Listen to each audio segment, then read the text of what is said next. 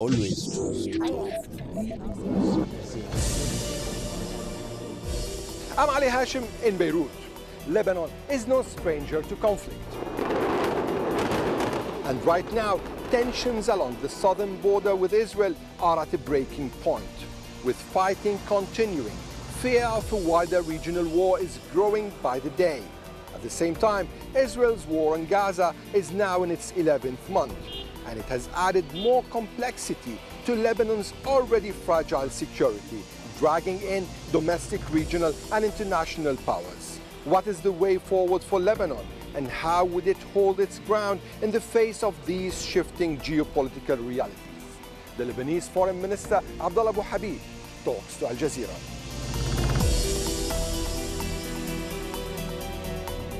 Lebanon's Foreign Minister Abdallah Habib, thanks for talking to Al Jazeera. My pleasure. Almost 11 months of this conflict, the war in Gaza and what's described as a support front in southern Lebanon. What has the Lebanese government done to contain the impact of this war on Lebanese civilians? There are things, and those who know Lebanon, they know that there are things beyond the government control, unfortunately.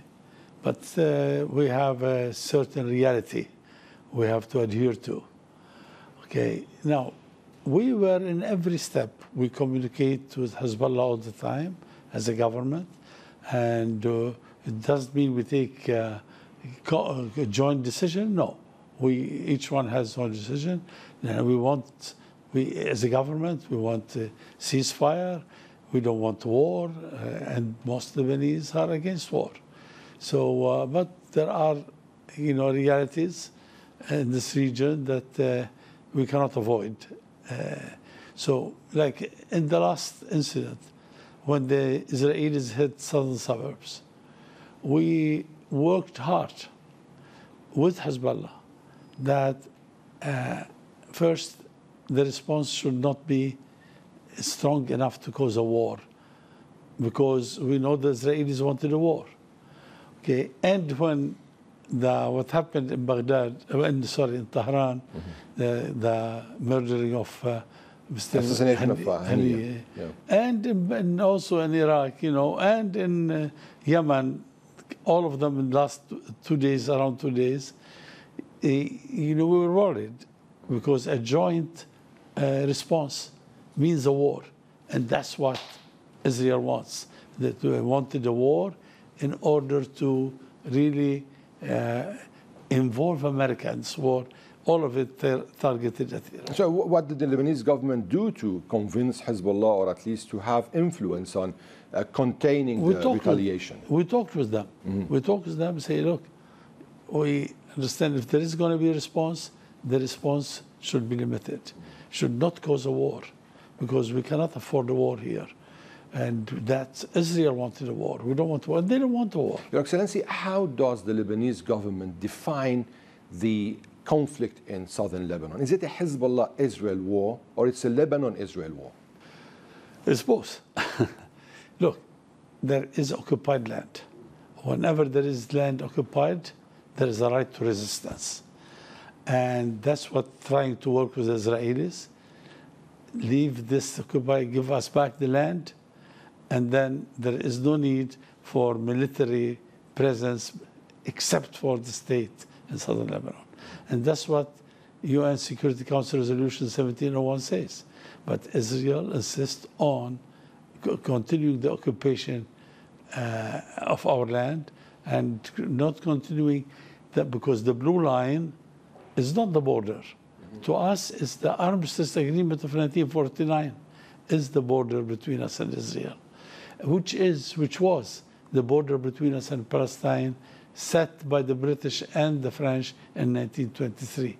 So, and we did not yet, they are refusing to talk about it. But Israel is saying that its main objective is pushing Hezbollah from the border to the Litani River, which is around 40 kilometers from the border, and implementing 1701 that ended the 2006 war between Lebanon and Israel. How much realistic is this? And how much can the Lebanese government really help in implementing 1701? We are ready to implement 1701 but what they're saying is not the truth. They are saying this, yes, we implement 1701, but they don't want to get out from Shib'a Farms and Kfar Hills. But this is Lebanese. The owners of these hills, the owners of these farms are Lebanese. No, they are Syrians. And they say they are Syrians and they want to continue the occupation along their annexation along with the Golan Heights. And this is unacceptable to us. We want them back. We want we want the border to be the truce line. We want B1 in Nakura, because they removed the border something like 30, 35 meters northward, so all of this have to be settled. Would that be a kind of a start of a new path with Israel? Will Lebanon go towards normalization with Israel? No, normalization on the border, yes. But not peace with Israel. This would have to wait for an Israeli-Palestinian peace. We have 500,000 Palestinians, and Lebanese feel with the Palestinian people. Here we have them refugees in Lebanon, and we feel with the Palestinian people, and we think the two-state solution has to be implemented before we make peace. Do you think the two-state solution is still on the table, given what's been happening over the past 11 months? It's not on the table with this government, but you don't know, and we can't deny that Israel has democratic elections, and if there is elections, I think the opposition may win. And the head of the opposition, they want peace on southern border and with Lebanon and with the Palestinians. Sorry, but how do you know that? Is this conveyed? No, that's what you hear. No, politics. No. Okay. No, not conveyed. Okay. Now, back to the conflict and mediators. 1701 is something that's being discussed a lot. And mediators have been meeting you on several occasions, whether American mediators, Western mediators. What are they offering on the table? There are half solutions and there are full solutions. The French came with a proposal that would deal with everything on the border. And we will have security, if it happened, security on the border. And that's what we want. Does that mean international forces? No, multinational forces. Look, it means that once we establish this is the border, the need for military presence, which is not official, is not necessary anymore. What about Hezbollah? I mean Hezbollah. They are happy. They will be happy. Sayyid Hassan Nasrallah said it. They will be happy if all the land, occupied land, is returned to Lebanon. So we have this is our policy as a government. Now it's going to take time to implement it, but it is our policy. But Hezbollah is ready to withdraw from the southern border. I didn't say that because they don't say that, but this is the intention of the Lebanese government. Okay. Now there is a question. Sorry, yeah. I'm sorry for interrupting. Now, the Lebanese government is conveying messages between Hezbollah and international players. No, we are not a post office. So you're a party? You are a party in the conflict negotiating with international mediators? That's true. You're not mediating between Hezbollah and international mediators? Of course, we consult with Hezbollah all the time. But we are not mediators at all. We are the government. We negotiate with them. And Hezbollah is also he knows what's going on. Hezbollah knows because we communicate with them all of these. To what extent is this coordination going on? I mean, I would say daily. Daily? Yeah, on the level of the speaker, Mr. Berry, or the Prime Minister, or the Foreign Minister, or the Ministry of Defense. It's always the case. Of course, each one has its own duties and responsibilities. Now, there are many issues being on the table offered by mediators. How much are they consistent with each other? Because we know there are several mediators, there are several countries involved now, and many people want to invest in the conflict. There are two countries. The United States, because of its international influence, supposedly, I would say, quote unquote, in Israel, influence with us as well. The United States is a big player. And France, because of its historic relation with Lebanon. That's very important to them and to us. The American proposal, they more or less, it's not that proposal reflect the Israeli, or tell us the Israeli proposal. Israelis are going only for half solutions. They are not going for a whole solution. And half solution is better than no solution. That's how we look at it. That's why we'll accept it. But we would like to see the French proposal at the table and accepted by Israel, and start negotiation and agree on the border and their withdrawal, timing and everything, in this case. But now all what they care about is that, as you said at the beginning, Hezbollah's withdrawal, and this is kind of a mess because Hezbollah has no barracks to withdraw. And so its people are from the villages. Yes, okay, there are visible Hezbollah military appearance that started a few years ago. It could stop. But the other things, Hezbollah's people are in the villages of the south. They don't have barracks. They're not going to withdraw. This is meaningless. But if this is satisfied them for half the solution, we want it. But the Israelis are saying they don't want Hezbollah's presence underground, over the ground, in the sky. Well, they said it in 2006. As long as there is occupation of Lebanese land, there will be no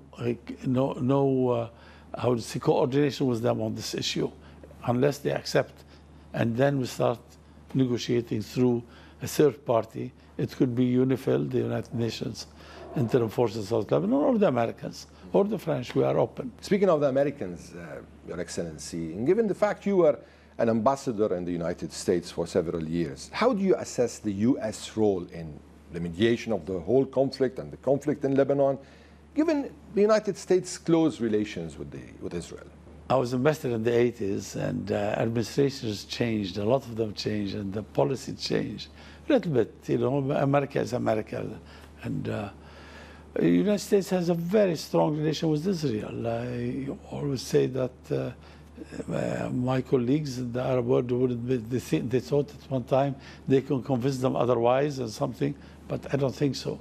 Israel is very strong in the United States as a lobbyist group, as the Jewish community is very involved with Israel, even when they don't like the policy that Israel is following. Like now, you will see most American Jews are against the present government of Mr. Netanyahu, but they are with Israel all the time.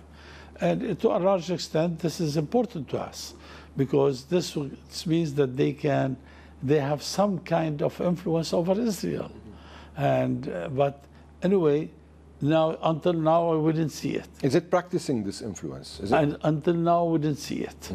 We didn't see it in Gaza, and we didn't see it on southern Lebanon. We want really, to have a secure border with Israel, like they have it with Jordan, like they have it with Egypt. But unfortunately, we don't see it until now. So how do you want to see it? Going that they should really finish the occupation of our land. And it's not big land, it's 200-300 square kilometers. But the borders should be straightened and should be agreed upon, and whatever there is need for swapping, we will do it, and if they are willing, they will do it. And there are a lot of ways to finish this border and bring security and peace. And if there is no occupation, there will be no resistance. So there is problems that until now we didn't receive such kind of a proposal from the Israelis through the Americans. Well, Your Excellency, you know also that Hezbollah has a regional role. It's not only a role in Lebanon. The issue that you're saying that if there is no occupation, there'll be no resistance. Is Hezbollah on the same page? They've said it many times. Yes, I know they have a regional role to play, but it can be played differently. And this is the government policy anyway. I mean, it may fail, it may succeed in the future, but this is our policy.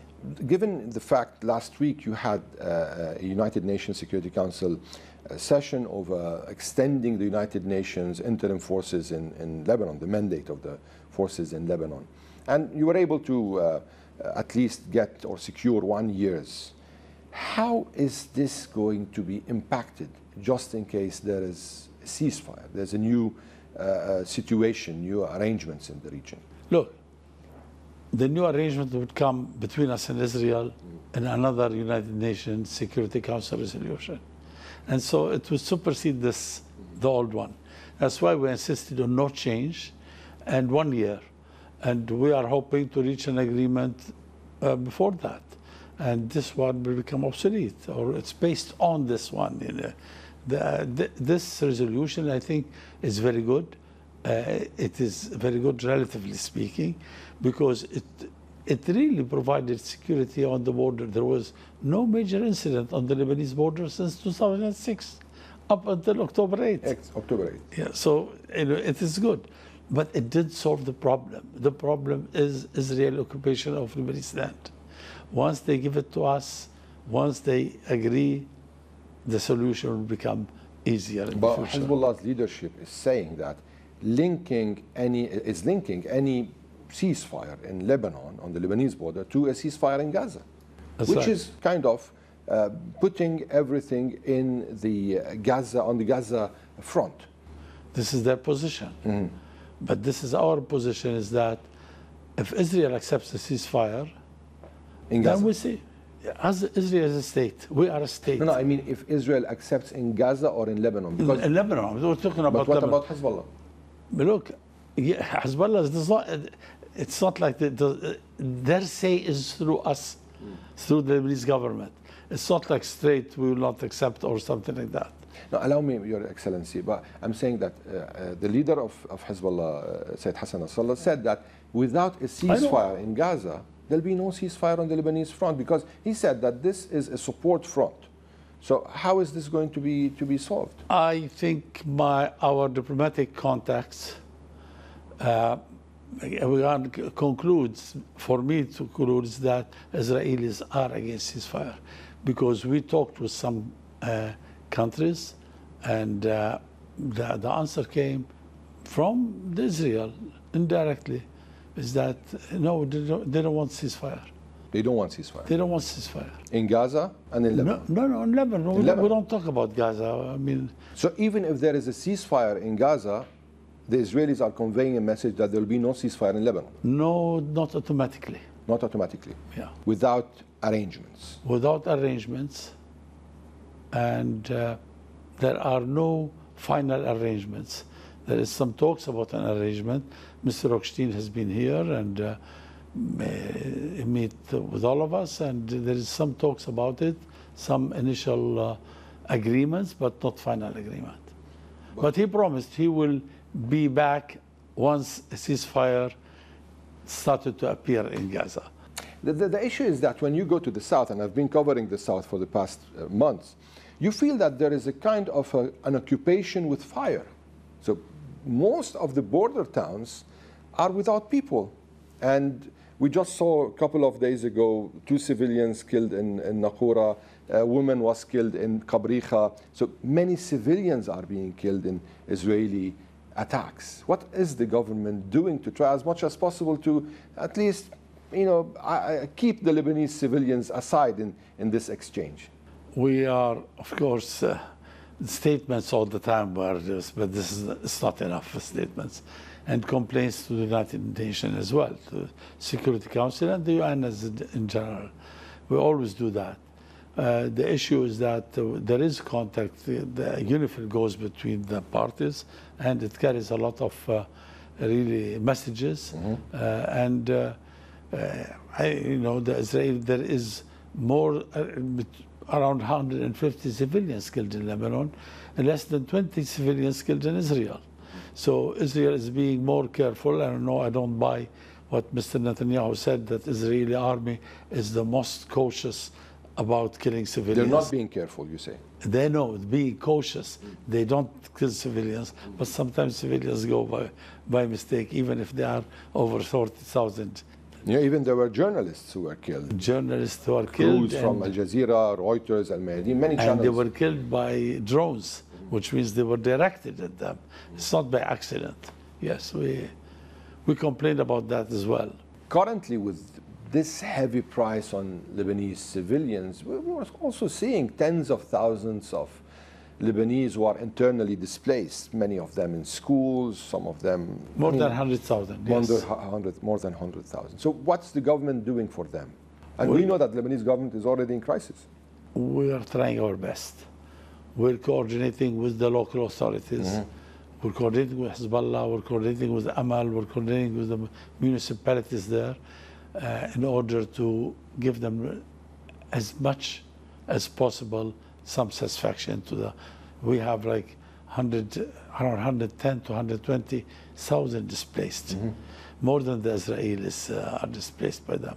And also that their land is burnt, yes. and their houses are damaged. We have more than 3,000 houses. This is UN figures. More than 3,000 completely destroyed. So we have a lot of houses destroyed. We have a lot of land burnt, and it cannot be used unless we have some support from outside in order to refertilize the land there. So it is a disaster. It's a disaster. Are you getting any kind of support from outside Not to yet. at least Not yet. secure the situation for the displaced, for people who are...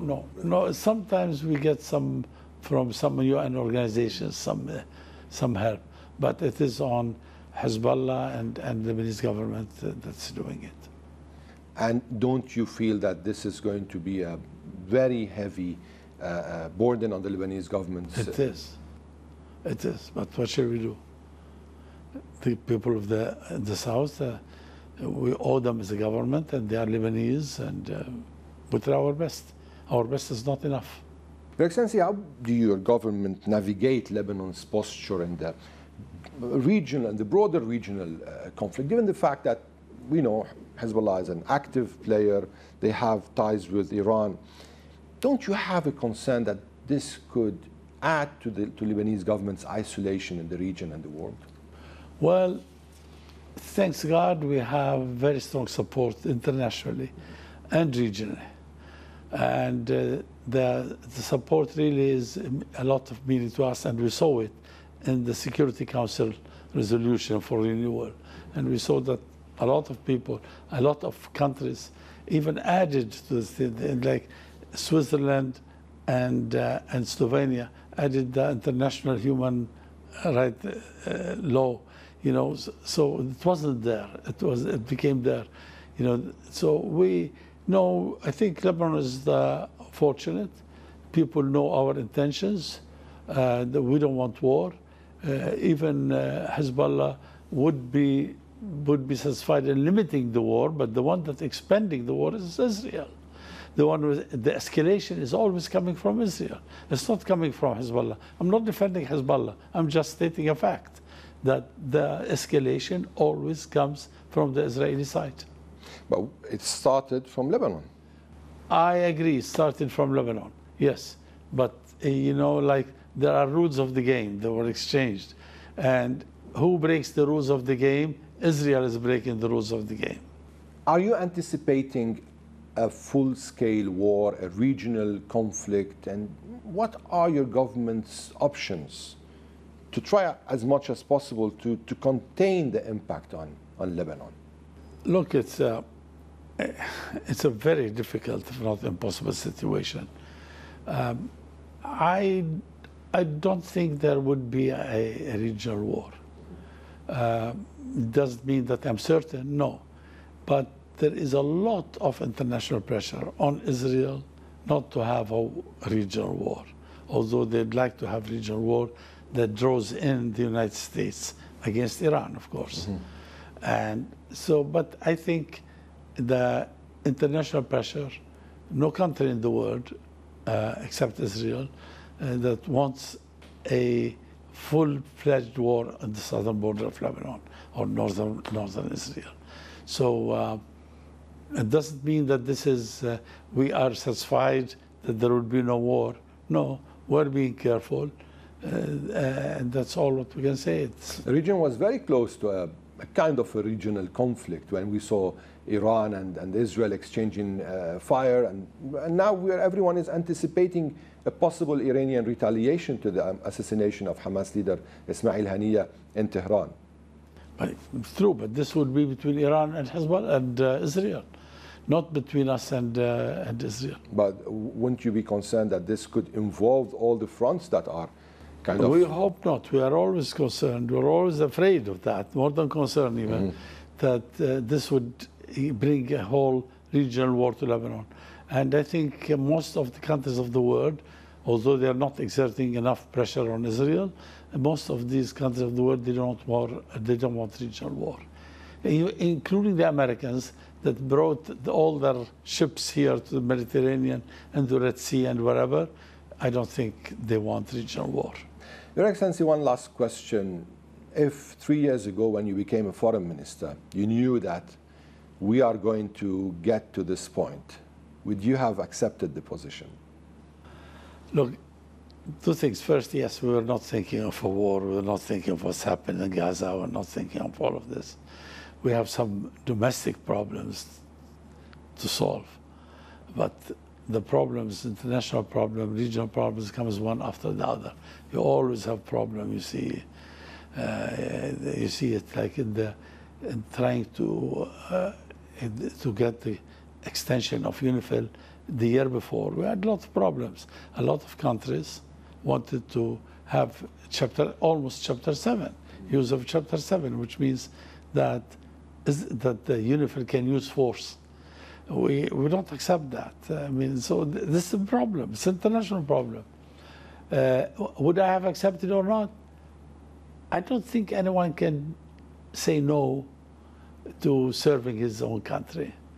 And I've been raised to do that.